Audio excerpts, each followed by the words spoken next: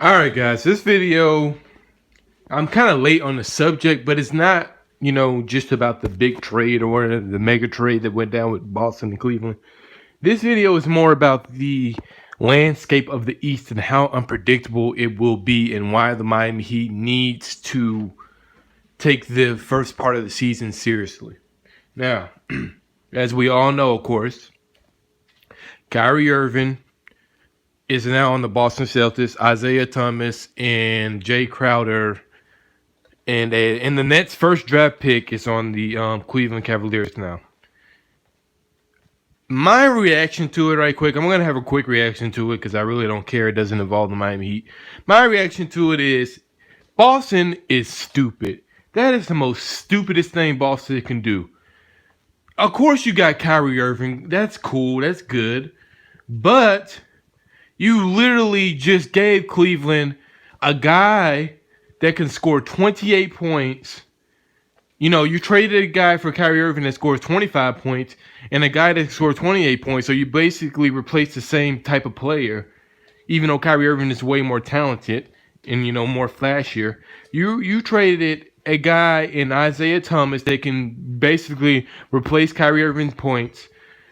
You gave him Jay Crowder, your best defensive player after Avery Bradley. And the most important piece of the trade is a fucking number one draft pick. Like, how stupid can Boston be? That is a terrible trade long term and now. Because you just made Cleveland is fucking deep now. They're deep. Don't listen to all this bull crap about the media talking about how Boston won that trade. Boston lost that trade, bro. This league, it's about, of course you have superstardom. It's about superstardom, but this league is about depth also. And chemistry. Boston has none of those things.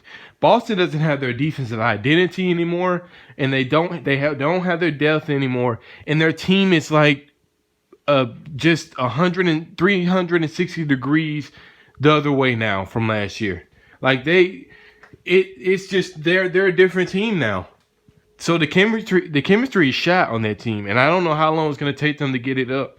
That's a good thing for the Miami Heat. You may have, look, people may laugh at me, but I see the Boston Celtics as another Denver Nuggets now.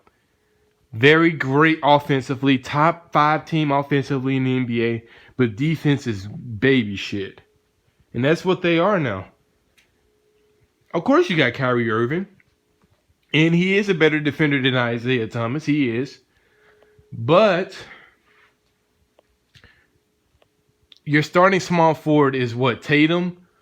A guy that's not known for his defense. He's a very good offensive player. A great rookie. But again, he's not great defensively. And he's a rookie. And I think he's too slow to play the 3. And then your power forward is one of the Morris twins, which he could possibly be facing jail time suspension from the NBA in this upcoming season because of his court stuff. Your center is a no rebounding Al Horford. And your bench is, oh my God, that bench is atrocious. The Boston Celtics bench is just disgusting. Marcus Smart, one-dimensional, can't shoot. Who's your backup shooting guard? Brown, same thing, can't shoot.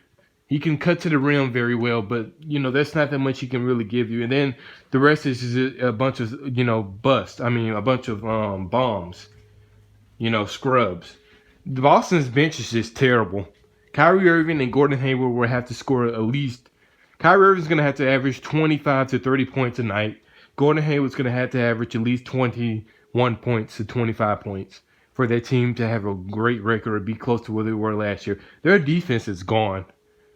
So, I don't know what Boston, I guess Boston just think, the more stars, the better. But I look at it as you got to have a defensive identity, and you got to have chemistry, and you got to have depth. I don't understand what Boston's doing. Now, Cleveland's side of the trade, yeah, I like the trade on Cleveland because you get a defensive player, you get Isaiah Thomas that can replace Kyrie Irving points.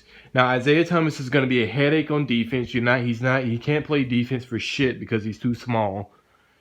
But you still have a backup. I mean, then your backup point guard can't play defense either, and Derrick Rose, Jose Calderon. But if you think about it, I'm about to name the whole Cleveland roster, and they're the stackest team in the East, hands down. Listen to what I named this whole roster. Isaiah Thomas at point, J.R. Smith at shooting guard, small forward LeBron James, power forward Kevin Love, center Tristan Thompson, backup point guard Derrick Rose, backup shooting guard Kyle Korver or Amon Shumpert, backup power forward Jay Crowder, what's his face? Richard Jefferson, Jeff Green. I think he's going to be used as a backup four. This is a stacked team. And then you got Channing Frye. This is a stacked team. Jose Calderon. There's rumblings about Dwayne Wade going to Cleveland, so that would even be a deeper squad. I don't think Dwayne Wade's gonna go though. I really don't think so. His sons were already, registered down here in Miami. So some school down there in Miami, I don't know. But he got his sons down in Miami. So I don't think he's going to go to Cleveland at all. But he could possibly go. Would I be surprised? No. But, I would love for him to come back to Miami. But, you're talking about a deep squad like that. I mean, they're better than Boston. If Boston and Cleveland met up in the playoffs right now with the rosters they have, Cleveland will probably beat them in 5 games. Cleveland is deeper. They actually gotten better off this trade. I don't understand what Boston was doing, and to put that number 1 pick to sweeten the deal is just stupid on Danny Ainge's part. For so many people overrating Danny Ainge, and I always thought this guy is so overrated just because he got lucky and found a gem in Isaiah Thomas that made his team relevant while they were rebuilding. People want to call him a genius or whatever. He got lucky, guys. And it's kind of wrong. I know this is a business and all, but that's just fucked up how Isaiah Thomas got traded like that. After he made your team relevant for the past 2 to 3 years, when your team was going to be a lottery team for the next 2 years. Isaiah Thomas puts his franchise on his back, and they just spat in his face and traded him while he was injured. That's fucked up. People want to talk about the Boston. These Boston Celtics fans want to talk about their culture and all. What kind of culture is that? But anyway, this is the second part of the video. This is why I think Miami needs to not fuck around, and when the season first starts, they need to come out the gates running. They need to come out the gates serious and running, because if they don't, then it's going to be tough. Now, the Miami Heat, the Milwaukee Bucks, and the Washington Wizards will all be competing for the top 3 spot. And in the beginning of the season, Cleveland and Boston are not going to be, Boston's just going to be a whole different team. But even Cleveland, they're not going to be, accustomed to new players. It's going to take a while for those teams to function well and work together and, start winning games. So Miami's competition really in the beginning of the season will be the Washington Wizards and the Milwaukee Bucks. And the Miami Heat needs to come out the gates running. They need to, try to get a top 3 seed with urgency and hang on to it, all the way to the All-Star break. Because if they don't, it's going to be tough to come the second half of the season.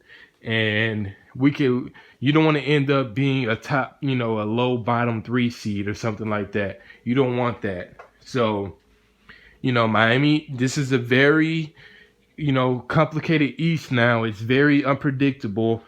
The top 3 spot is up for grabs now. And Miami needs to go and, come out the gates running. They need to go hard for the top 3 seeds. Because right now, Boston is going to take a while for them to get that whole new squad and get the system acclimated. It's gonna take a while for all that to work. You know, they have a whole new squad. Their defense is all gone. Their bench is just disgustingly terrible now. Boston, I don't know. You can talk about Kyrie Irving and Gordon Hayward all you want, but that's all you have at the end of the day. That's literally all you have. You have no defense after that either. So I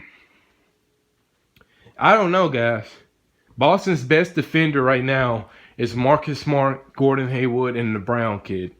Other than that, there's no other good defensive players. Kyrie Irving can play defense at time, but other than that, there's no good defensive players on that team.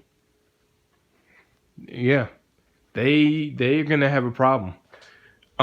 Cleveland, with the whole thing that went down with Kyrie Irving, I still think there's turmoil, sort of. Even though Kyrie Irving's gone, I still think, even, getting a kid like Isaiah Thomas, LeBron James and Isaiah Thomas dynamic is not going to work that well because Isaiah Thomas is even more ball dominant than Kyrie Irving. And Isaiah Thomas, he needs the ball in his hand to thrive. It's not going to work without the ball not being in his hand. So you Cavs fan thought Kyrie Irving was a ball hog, which I don't think he's really a ball hog, but Isaiah Thomas is 20 times worse. He's gonna want the ball in his hand. He's the type of player that he really needs the ball in his hand to be effective, just like Allen Iverson. Isaiah Thomas cannot play with LeBron holding the ball all the time. It's not gonna work. It's not gonna work. He cannot be a spot up shooter. He cannot be a cutter because he's too short. People are gonna read those passing lanes all day. He needs the ball in his hand to be effective. So I don't know.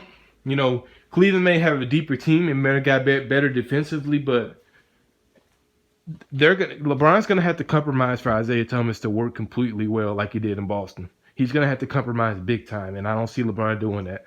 So it's wide open, guys. Miami got to go at it. They have to go at it hard in the beginning of the season. No games, no jokes.